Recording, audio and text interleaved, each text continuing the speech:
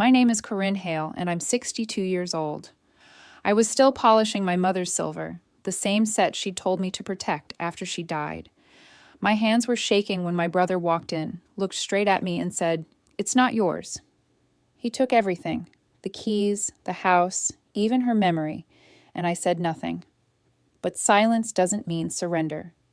Because weeks later, when the lawyer called me into his office, I found out my brother hadn't just lied. He'd rewritten my mother's last wish, and that truth was about to ruin him.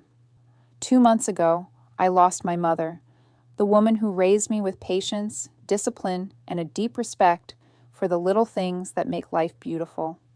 The house she left behind still smells like lavender and lemon oil, the way she always kept it.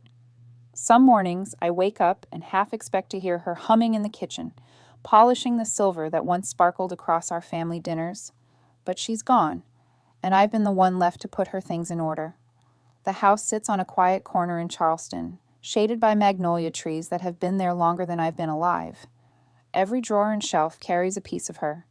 Lace napkins folded perfectly, recipe cards written in looping cursive, and that silver set she loved so much. It wasn't just tableware to her, it was history. She used to say, "This silver has seen every laugh and tear this family ever shared." I believed her. When I came back to the house after the funeral, I told myself I'd only stay a few days to help organize things. But as I started opening boxes and smelling her perfume on the linens, I couldn't bring myself to leave. It was like letting go of her all over again. I made tea every morning in her favorite cup, sat by the window she used to read beside, and polished that silver the way she taught me. Gentle circles, soft cloth, no harsh cleaners. That silver set wasn't just metal to me. It was memory, devotion, and the quiet bond between mother and daughter. I'd grown up watching her take it out for every holiday dinner, every special occasion, even simple Sunday lunches when she felt sentimental. It was hers, and in a way, it was mine too, because she told me so. But Martin didn't see it that way. My brother Martin has always been the practical one. At least that's what he calls it. To me, it's more like being cold. He's 5 years older, always had to be in control. When our father died, he took over the finances, the estate, the decision-making, as if responsibility automatically made him the ruler of everything. I was content to let him handle it back then. But after Mom's passing, something about the way he spoke to me changed. He was sharper, impatient, almost territorial. It was a warm Thursday morning when it happened. I'd been up since dawn, polishing the silver in the dining room. Sunlight poured through the window, hitting the polished spoons and forks like small mirrors. I remember smiling, thinking how proud Mom would have been. I even whispered to her, half laughing, "Don't worry, Mom. I'm keeping your treasures safe." That's when I heard the door open. Martin never called before showing up. He just appeared, his heavy steps echoing through the hallway. "Still here?" he said, his voice low, annoyed, like my presence was some inconvenience. I told him I was finishing up sorting through Mom's things, especially the silver set. He walked over to the table, staring down at the pieces I'd just polished. His jaw tightened. "You know that's not yours, right?" I froze, the soft cloth still in my hand. "What do you mean?" I asked quietly. He didn't even look at me. "The silver. Mom's will states everything in the house goes to me. You can take your clothes and your old things, but this—" He gestured toward the glimmering tray of silver. "This stays here." The way he said this cut through me sharper than any insult could, as if I were trying to steal from him, as if all my mother's love could be reduced to property. "Martin," I said slowly, "Mom told me this silver was mine. She gave it to me before she passed." He scoffed, shaking his head. "She was confused at the end, Corinne. You know that. Stop pretending she made promises she didn't." The words hit me like a slap. My mother, confused? No. Even in her last days, her mind had been sharp when it came to her belongings, especially this set. She'd made it clear. "It's yours, Corinne. You'll take care of it." But looking into Martin's cold eyes, I realized arguing was useless. He wouldn't hear me. Not now, maybe not ever.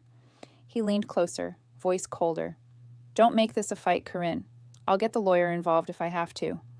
And then he turned and walked away, leaving me standing there, surrounded by the gleam of silver that suddenly didn't feel warm anymore.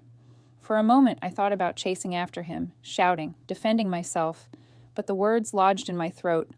All I could do was stare at the reflection in the silver tray, my own face, trembling, angry, and silent. When the door finally closed behind him, the house fell still again. The light dimmed. I sat down, set the cloth aside, and took a long breath that hurt on the way out. I didn't argue, but that silence was louder than any word I could have spoken. Martin has always believed the world owed him something. Even when we were children, he'd grab the bigger slice of cake or the front seat in the car, claiming it was only fair because he was older. I used to laugh it off back then, thinking that was just how big brothers behaved. But over the years, that sense of entitlement hardened into something uglier, control. Martin didn't just want his share of things. He wanted all of it, and he wanted me to stay quiet while he took it. After our father died, Martin stepped into the role of the family caretaker.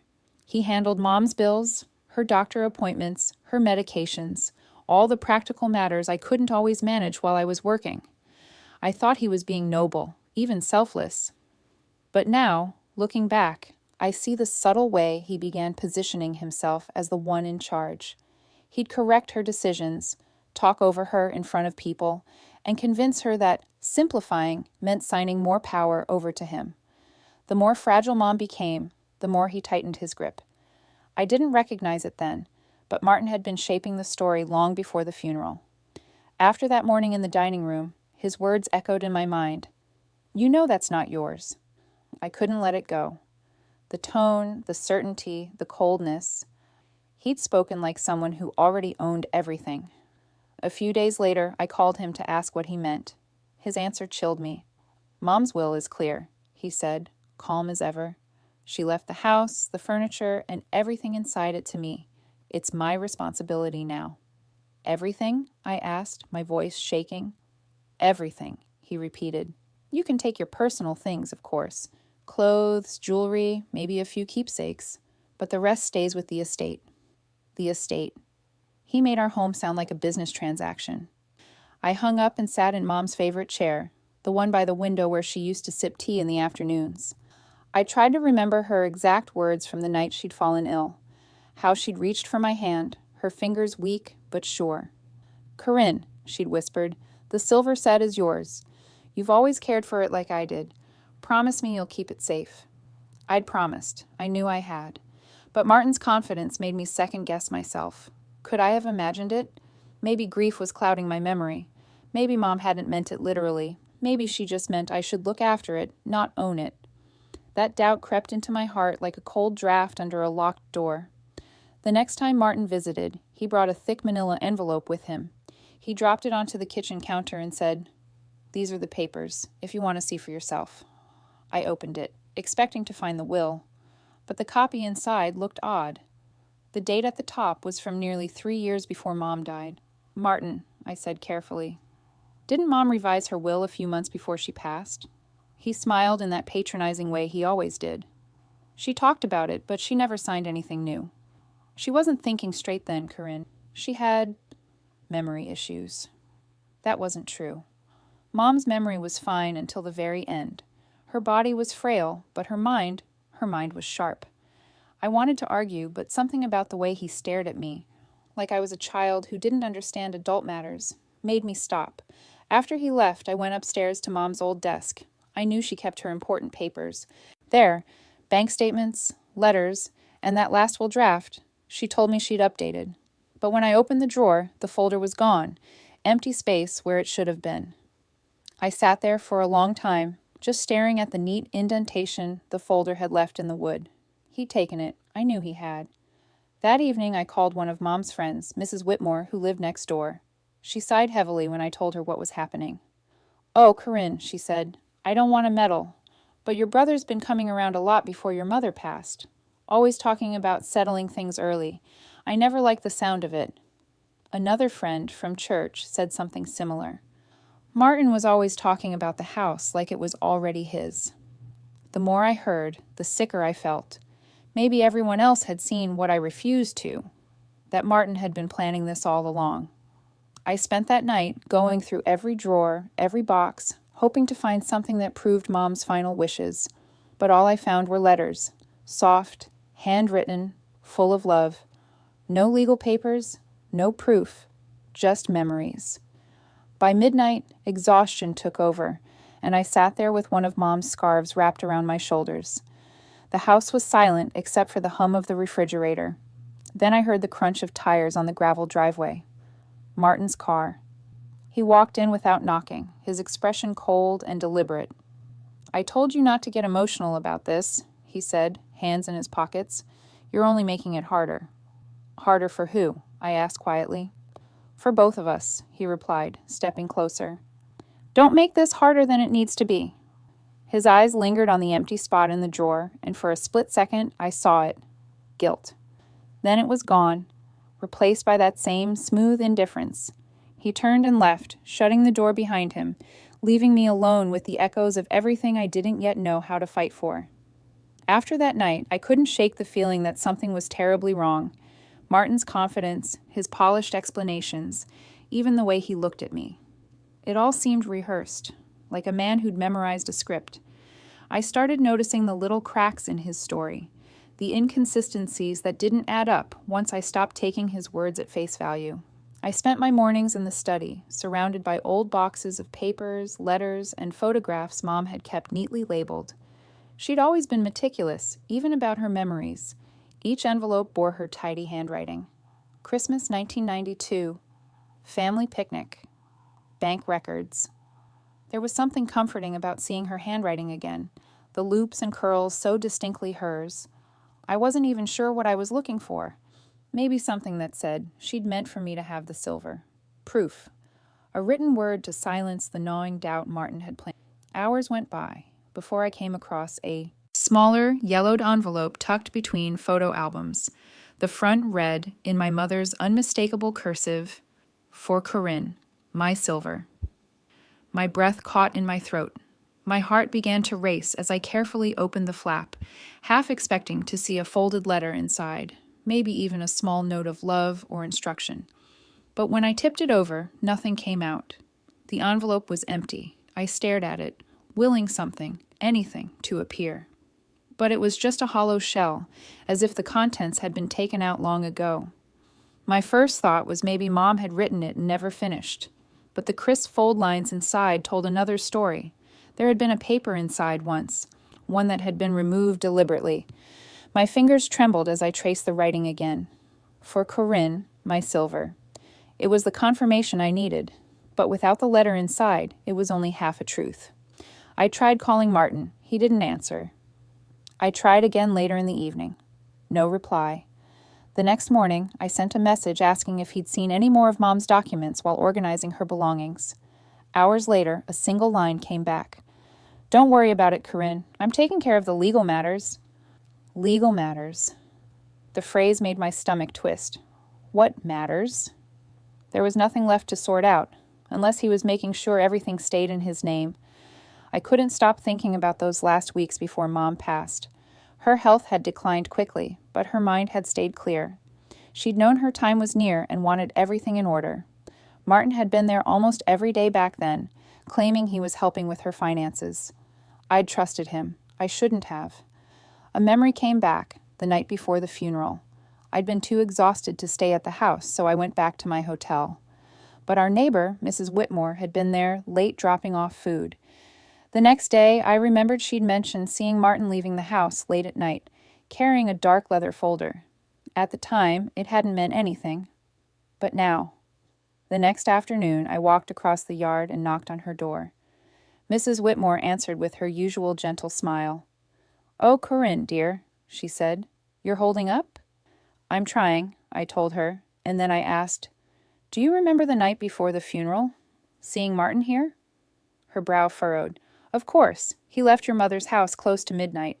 Had some papers under his arm. I figured it was funeral arrangements." I nodded, but my chest tightened. "You're sure it was papers?" She tilted her head, thinking. "A leather folder, yes. Looked heavy. He was in quite a rush." My hands went cold. He'd taken them then. The documents, the letter, maybe even the will itself. And no one had questioned it, because Martin had always seemed so responsible. That night, I sat in front of the fireplace, staring at the empty envelope again. I knew what I had to do. The next morning, I looked up the number for Mr. Harlan, Mom's longtime attorney. He'd been handling our family's affairs for decades. His voice on the phone was warm, but puzzled. "Corinne, I'm surprised to hear from you," he said. "I thought you'd already received your portion of the estate." "My portion?" I asked, frowning. Martin told me everything was left to him. There was a pause on the line, long and uneasy. "That's odd," he said slowly. "That's not what I have on file." My heart skipped. "Could I come by, Mr. Harlan? I'd really like to see the documents myself." "Of course," he said. "Come tomorrow morning. I'll have the case files ready." When I arrived at his office the next day, I could feel my pulse in my throat. The building was old-fashioned. Oak paneling, brass lamps, the faint scent of dust and paper. Mr. Harlan greeted me kindly, but I could see the concern behind his eyes. He opened a drawer, pulled out a folder labeled Margaret Hale Estate, and placed it gently on the desk. He flipped through the pages, his expression calm at first. Then his brows knit together, his hand stilled on one page, eyes narrowing. He looked up at me slowly, his voice low and grave. "Corinne," he said, turning the document toward the light. "Someone tampered with these papers." Mr. Harlan sat there for a long moment, staring down at the document like it was something foreign, something wrong. His office was quiet except for the slow ticking of the grandfather clock behind his desk. I could see the color drain from his face as he flipped to the second page and studied the signature line.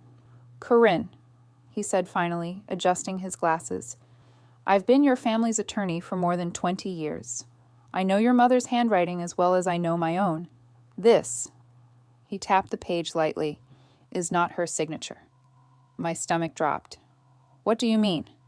He turned the document toward me. "Look at the way the M is formed here. Your mother's penmanship always looped at the base. This one's sharp, angular. It looks forced." I leaned closer, my eyes tracing the uneven scrawl of her name. I wanted to deny it, to believe that maybe she'd just been weak that day, her hand unsteady. But deep down, I knew. Mom's signature had always been graceful, deliberate. This wasn't hers. Mr. Harlan sighed and sat back in his chair. "There was a revised will," he said quietly. "Your mother and I discussed it not long before she passed. She wanted to ensure things were divided evenly between you and your brother, the house, her jewelry, and yes, the silver. She said, 'Corinne has always taken care of what's precious to me. It's only fair she has her share.'" I felt my throat tighten. "So, there was a newer will?" He nodded. "Yes, it should have replaced this older one, the one that names Martin as sole heir. I was there when she signed the new version. I remember it clearly. She insisted I witness it personally." "Then where is it?" I whispered. He rubbed his temple. "That's what I don't understand. I keep both paper and digital copies of every document I handle. But this older will was filed here after her passing. Someone brought it in, likely Martin, and I assumed it was the one I'd prepared.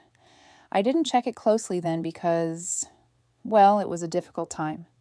We were rushing to finalize the estate before tax deadlines. The air felt heavy, pressing down on my chest. My mother's dying wish, erased and rewritten. My brother's smug certainty suddenly made sense. He hadn't just lied, he'd stolen. Betrayal burned through me like acid. "So he replaced it," I said quietly. He took the revised version and swapped it out. Mr. Harlan gave a slow, grave nod. "That's my suspicion. But I'll need proof before I can challenge it." Proof. The word echoed in my mind like a command. "I'll help you find it," I said. "Whatever it takes." He offered a reassuring smile, though his eyes were troubled. "I'll search my archives. The digital copy should still exist in our encrypted system. If it does, that will prove which document was genuine." When I left his office, the sunlight outside felt harsher than before. Everything looked the same. Cars passing, birds calling from the trees. But my world had changed. My own brother had forged a lie out of our mother's death. That night, I sat in Mom's old study again, my hands resting on the empty envelope that once held her note. The silence in the house no longer felt peaceful. It was haunted by questions. I began writing down everything I could remember: dates, conversations, places. Every time Martin had mentioned the will, every time he'd visited the house near the end. Then I called Mrs. Whitmore again, and a few others who'd known Mom well. I asked if they'd ever heard her mention revising her will. Most of them had. One friend from church, Alma, told me, "Your mother said she wanted everything to be fair. She was very clear about that, Corinne." Each word strengthened my resolve. A few days later, Mr. Harlan called. "I found the archived record," he said. "It'll take time to retrieve the digital signature verification, but the file exists. That's good news." It was the first time I'd felt hope in weeks. "What happens next?" "I'll begin the process of authentication," he said. "But be careful, Corinne. If your brother knows I'm involved, he may not take it well." He was right. I tried to keep my investigation quiet, but Martin always seemed to sense when things were moving beyond his control. He stopped by the house one afternoon under the pretense of checking on the property. I could tell by the way his eyes darted toward my phone and the papers on the table that he already knew. "You've been talking to Harlan," he said flatly. I didn't answer. He smirked. "You think you can undo what's already done? You think anyone's going to believe you?" "I'm not trying to undo anything," I said softly. "I'm just trying to find the truth." He took a step closer, lowering his voice. "The truth?" His tone turned venomous. "The truth is, you were never responsible enough to handle Mom's affairs. She knew that. I'm just protecting what's rightfully mine." I met his stare. "She trusted us both, Martin. Not just you." His jaw tightened. "You'll regret digging into this, Corinne," he said, his voice almost a growl. "You have no idea what you're getting yourself into." He turned to leave, slamming the door behind him. I stood there, shaking, but something inside me shifted. For years, I'd let Martin speak over me, decide for me, control me. But not anymore. Not this time. He thought his threat would scare me into silence. But all it did was remind me who I was, my mother's daughter. And I wasn't done, not even close. In the days that followed Martin's threat, sleep became a stranger. Yeah, I'd wake up in the middle of the night to the sound of creaking floors, half expecting to see him standing there again, sneering with that cold, practiced smirk. Instead, it was only the house settling, a reminder that I was alone, yet surrounded by the ghosts of every conversation I wished I'd had with my mother. The house had become both a refuge and a crime scene. Every object, every drawer, every faded photograph now felt like a potential clue. If Martin had erased the paper trail of her intentions, then maybe her words were still hidden somewhere within these walls. I started with her writing desk. It was an old oak piece with tiny compartments that only she knew how to open. I ran my fingers along the edges, pressing on loose panels until, with a soft click, one of them slid open. Inside was a small, leather-bound diary, its cover worn smooth from years of use. I hesitated before opening it. It felt sacred, like crossing into a private part of her soul. But then I remembered her voice. "Corinne, when you need answers, listen to the truth, not the noise." The diary spanned the last few years of her life. Most entries were simple: garden notes, recipes, musings about the weather. But as I turned the pages, I found something that made my heart stop. Martin is pushing again about the estate. He says I should keep things simple, but my heart tells me otherwise. Corinne has always cared about what matters most. She'll take care of the silver, the house, the memories. She deserves that. My eyes blurred with tears. It wasn't just a memory, it was proof. My mother's own words, written in her hand, confirming what I'd always known. I read the line over and over until it became part of me. For a moment, I felt peace, but it didn't last. The betrayal hurt more, deeply now that I could see it in ink.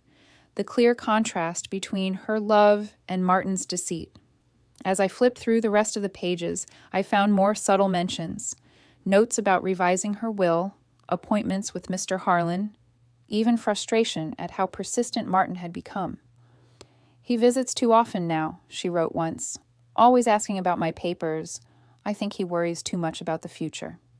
That future, it turned out, was exactly what he'd stolen. I knew then I couldn't rely only on memories or even Mr. Harlan's findings. I needed corroboration, people who'd heard her say what she meant. So I began to reach out. I called Alma, Mom's closest friend from church, and asked her gently if she remembered anything about Mom's plans before she passed. Alma didn't hesitate. "Oh, she told me clear as day," she said. She was happy that things would be fair this time.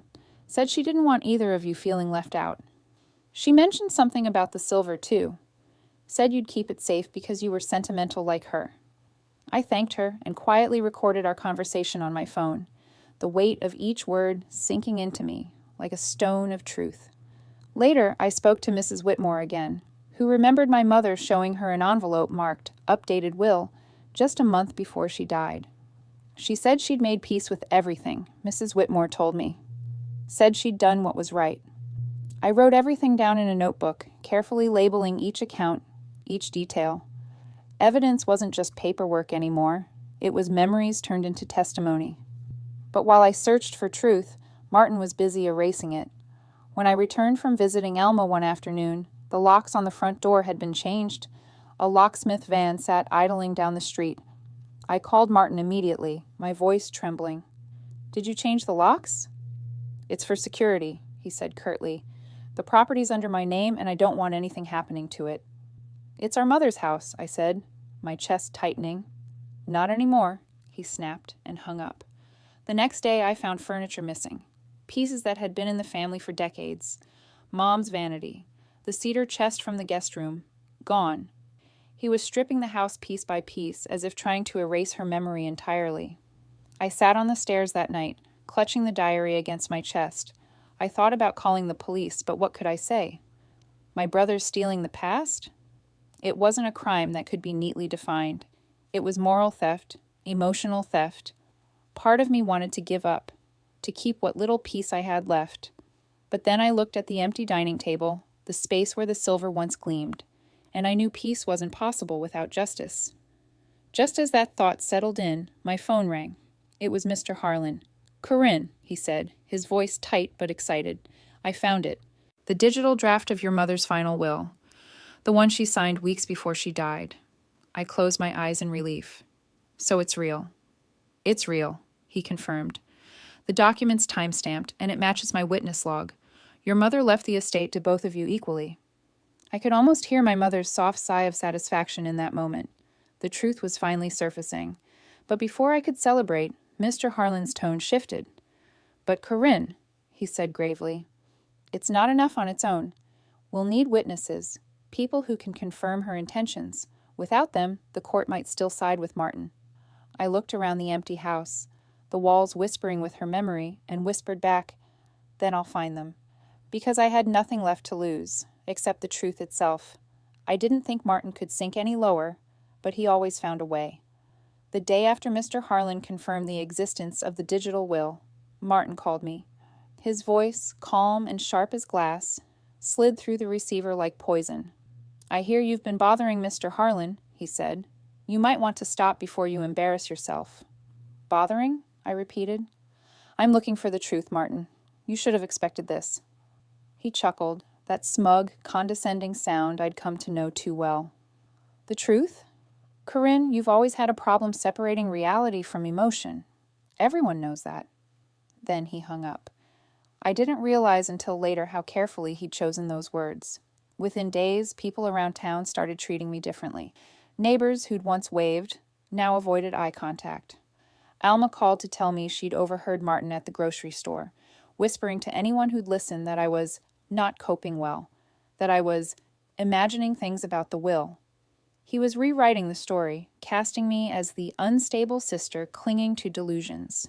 It worked, at least on the surface. But underneath the humiliation and anger, something stronger was taking root in me. Resolve. Nights became longer. Sleep rarely came. And when it did, it was restless.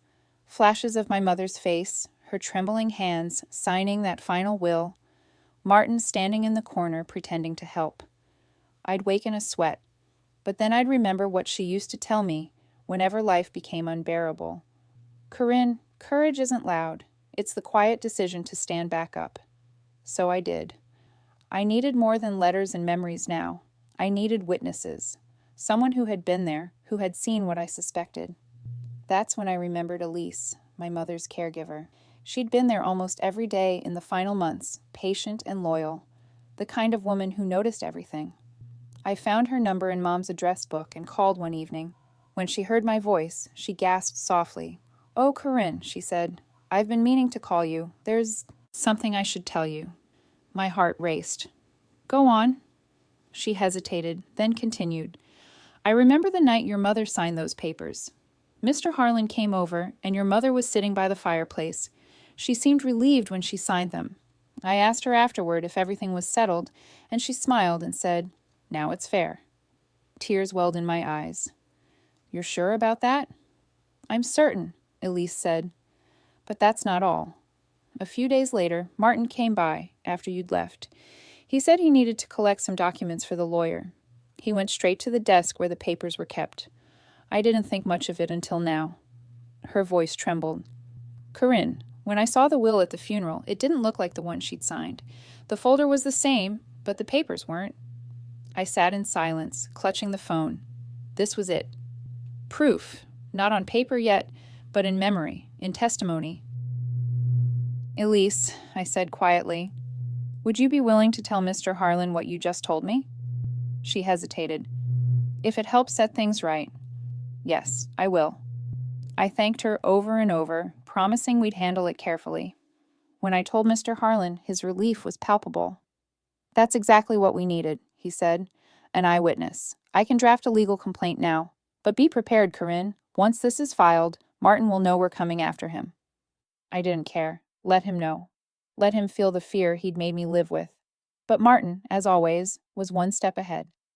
A week later, Elise called again, her voice shaky, scared. "Corinne, your brother came to see me." My chest tightened. What did he say? "He offered me money," she whispered. "Said I should keep quiet, that this whole thing is just a misunderstanding. He even hinted that I could lose my job if I got involved." I felt rage bloom in my throat. "You didn't accept it, did you?" "Of course not," she said quickly. "But he scared me." That night, I drove to Martin's house, a sleek modern place that looked like it had never been lived in. He opened the door with that same artificial smile, the one that had fooled everyone but me. "Still digging, I see," he said. "You always did love drama."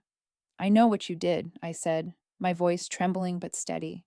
"You took the new will, replaced it, and tried to erase Mom's final wishes." His expression darkened. "You think anyone will believe you?" "You're chasing ghosts, Corinne." "I have witnesses," I said. "People who remember, and a lawyer who's not afraid of you." He stepped closer until we were almost nose to nose. "You always thought you were better than me," he hissed. "You had Mom wrapped around your finger. Even at the end, she couldn't see what a burden you were." I flinched. "She loved us both." "No," he snapped. "She loved you more, and I was never going to let you have everything." The air between us was thick with years of resentment, childhood jealousy, unspoken rivalries, buried pain. He leaned in, his breath cold against my cheek. "You'll lose everything, just like she did." Then he slammed the door. I stood there in the dark, heart pounding, but I didn't cry. Not this time. Because his threat wasn't fear anymore. It was fuel. He thought I'd give up. He had no idea how wrong he was. The morning of the hearing arrived gray and heavy with rain. The courthouse steps glistened under the drizzle, the air thick with tension and the faint scent of wet pavement. I stood there for a moment before going in, clutching my mother's diary against my chest. The small book had become my shield, her words, her truth, her love, and I promised myself I wouldn't let Martin erase her again. Inside, the conference room was formal but quiet. Long mahogany table, framed certificates on the walls, the soft hum of the fluorescent lights overhead. Mr. Harlan was already there, seated behind a neat stack of folders, his expression calm but purposeful. Across from him sat Martin, perfectly pressed suit, slick hair, and that smug grin he wore like armor. "Well," he said when he saw me, "you finally decided to come to your senses?" I didn't answer. Instead, I sat down opposite him, placing the diary and a small bundle of letters in front of me. He noticed them and frowned, clearly annoyed that I hadn't come empty-handed. Mr. Harlan cleared his throat. "Thank you both for being here. Given the concerns raised about the authenticity of the will, I've gathered the relevant documentation and scheduled this review to clarify matters once and for all. Martin leaned back in his chair, feigning indifference. There's nothing to clarify, he said. The will is legitimate. My sister's just confused. Mr. Harlan gave him a measured look. Then this should be quite simple, shouldn't it?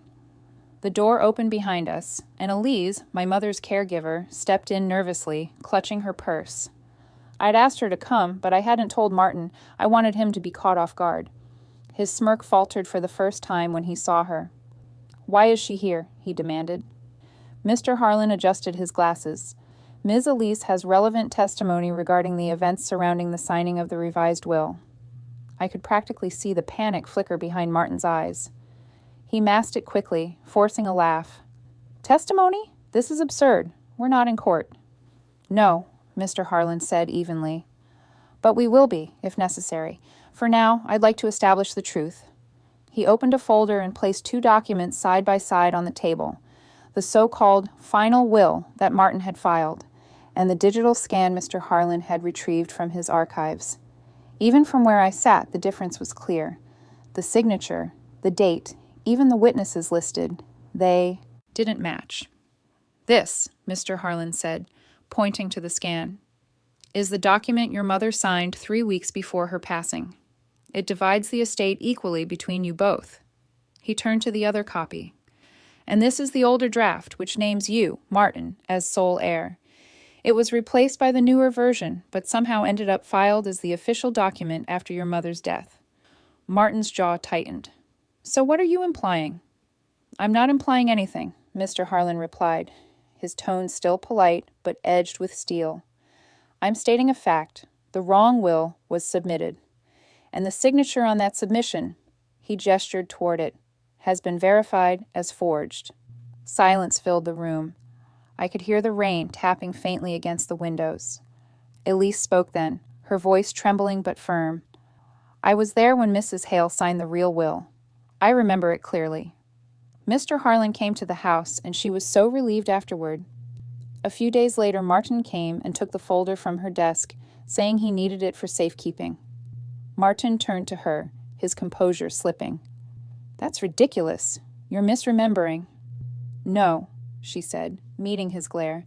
I know what I saw. Mr. Harlan nodded. Thank you, Elise. He opened another file and held up a report. For additional verification, I had both signatures examined by a handwriting specialist. The analysis confirms, without question, that the signature on the version you filed, Martin, was not your mother's. Color drained from Martin's face. For the first time, he looked less like a man in control and more like a boy caught stealing cookies from the jar. He turned to me then, eyes wide with disbelief and anger. You think this proves anything? You think a forged signature changes the fact that I took care of her? That I was the one she trusted? I stayed silent. There was nothing I could say that the truth hadn't already shouted louder. Mr. Harlan closed the folder gently. What this proves, he said, is that Margaret Hale intended her estate to be divided equally. That includes the house, the jewelry, and the silver collection. The words hit the air like a final verdict.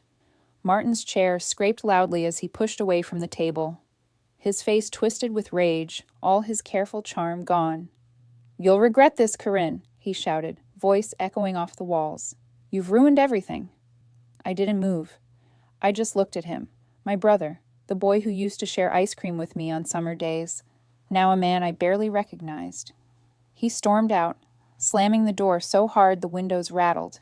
For a long moment, no one spoke. Mr. Harlan simply exhaled and gave me a tired smile. You did well, Corinne, he said softly, but I wasn't sure what well even meant anymore. Justice didn't feel triumphant. It felt heavy, like grief with sharper edges. Still, as I gathered, my mother's diary and letters, I knew one thing for certain. Her truth had finally been heard, and no amount of shouting could silence it again. When the ruling finally came through, it didn't feel the way I thought it would. There were no fireworks, no great sense of victory, just a quiet email from Mr. Harlan's office confirming what I already knew in my heart. The court had upheld the revised will. My mother's wishes would be honored. The estate would be split evenly, and the silver was officially, legally, mine. I sat at the kitchen table where all this had started, the same place where Martin had once accused me of stealing. Only this time, the light streaming through the window felt softer, warmer. I ran my hand across the table's smooth surface and felt something inside me loosen for the first time in months. Mr. Harlan stopped by that afternoon to deliver the official documents in person. He smiled kindly as he handed me the sealed envelope. "You showed remarkable patience and grace through all of this, Corinne," he said. "Not everyone could have kept their composure the way you did." I smiled faintly. "I wasn't always composed," I admitted, "but sometimes silence says more than shouting ever could." He nodded, eyes thoughtful. "Your mother would be proud of how you handled this." When he left, I opened the envelope and spread the papers on the table. My name, printed clearly beside my brother's, the silver set, the jewelry, the family heirlooms, the half of the house that was rightfully mine. After everything he'd done to twist the truth, here it was, written plainly in black and white. The strangest thing was how still it all felt. No triumphant music, no great relief, just a deep, quiet peace settling over me. In the following days, word spread through town. Neighbors who had once avoided me started waving again. Mrs. Whitmore brought over a pie, just because, and Alma hugged me after church, whispering, "Your mother got her justice, dear." Even Elise called to say she could finally sleep at night. I was grateful, but the celebration felt distant, like something happening to someone else. The truth was, justice didn't erase the damage. It didn't give me back my brother or our shared past. It simply restored what had been taken. That was enough, I told myself. Martin didn't come to collect his half of the property in person. Instead, he sent a terse letter through his lawyer. No apology, no acknowledgement. Just a line that read, "I've decided to sell my share. You can have the rest of it." It was typical of him, pride and spite tangled together. I learned from Mr. Harlan that he'd sold his portion at a loss, just to be rid of it. And then, as quickly as he'd appeared in my life to stir chaos, he disappeared again. No calls, no messages, just silence. And strangely, that silence was merciful. Over the next few weeks, I began restoring the house, and I opened windows that had stayed closed for years, let sunlight spill across the wooden floors, and repainted the walls in soft creams and golds. Colors my mother loved. I even started tending to her garden again, pruning the roses she'd once called her ladies. Every task felt like an act of healing. But the moment that truly brought me peace came one Sunday morning, when I finally opened the cabinet and took out the silver. The pieces gleamed faintly under the light, some still bearing faint fingerprints from the last time I'd polished them before all this began. I laid them out one by one, the teapot, the platter, the serving spoons, each one a small echo of her love. As I worked the soft cloth in circles, I thought about everything the silver had witnessed: laughter, arguments, birthdays, and now, vindication. It wasn't just metal, it was memory. It had outlasted deceit, weathered betrayal, and come out shining again. When I finished, I set the table in full. Plates, napkins, polished cutlery, just as Mom used to do on special occasions. Then I lit 2 candles, one for her, and though it hurt to admit it, one for Martin. Forgiveness isn't something that arrives all at once. It creeps in slowly, the way dawn touches the edges of a dark sky. I wasn't ready to forgive him completely, but I was ready to stop letting anger eat away at what peace I had left. That evening, as the light faded, I sat at the head of the table, my mother's seat, and whispered a quiet prayer of thanks, not just for the justice, but for the strength to have seen it through.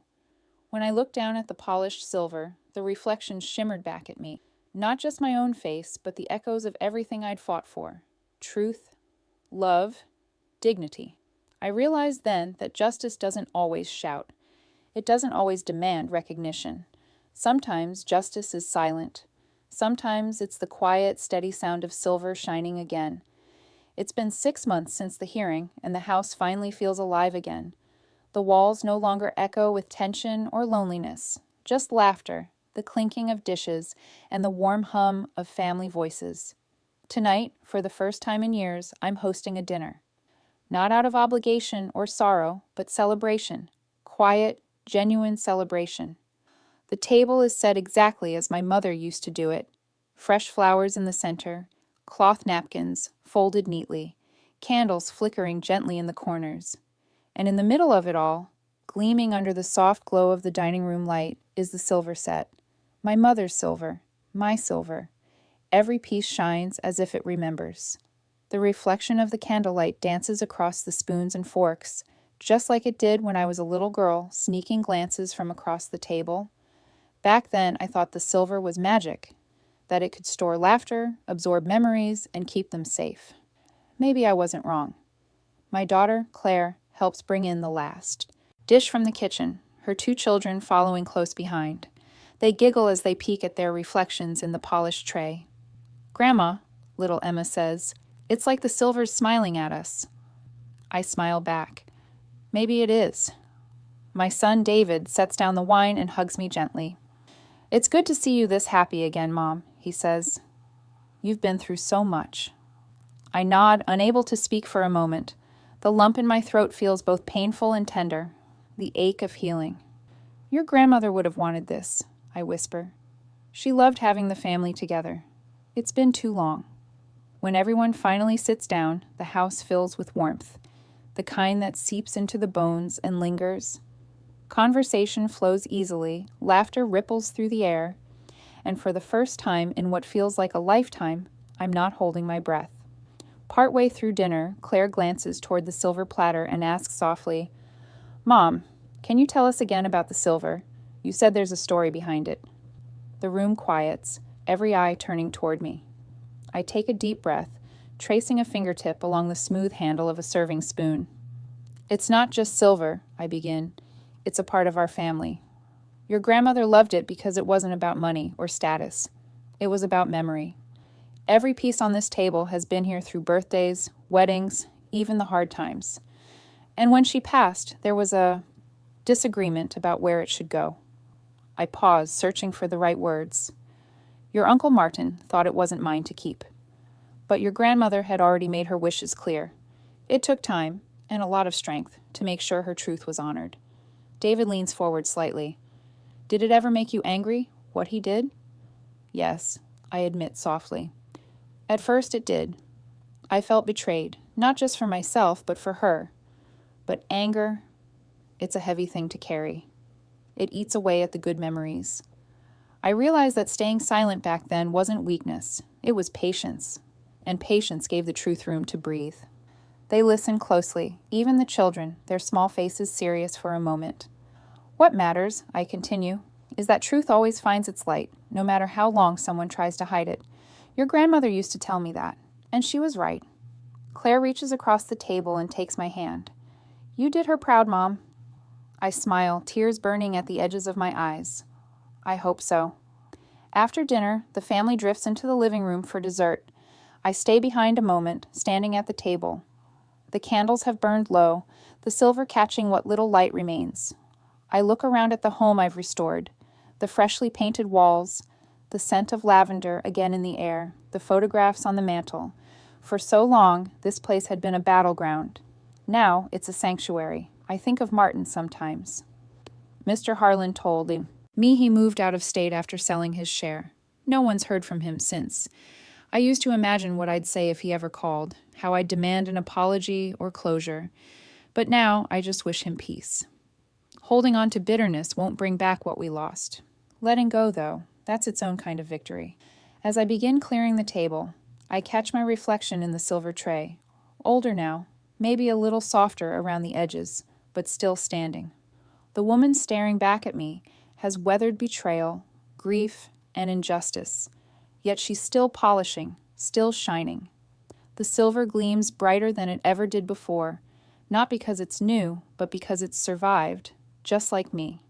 I gently run the cloth over the last spoon, smiling faintly as I hear my mother's voice in my memory. "Take care of what matters, Corinne. It'll take care of you." Outside, the rain has stopped. Moonlight filters through the windows, touching the table, the silver, and my heart all at once.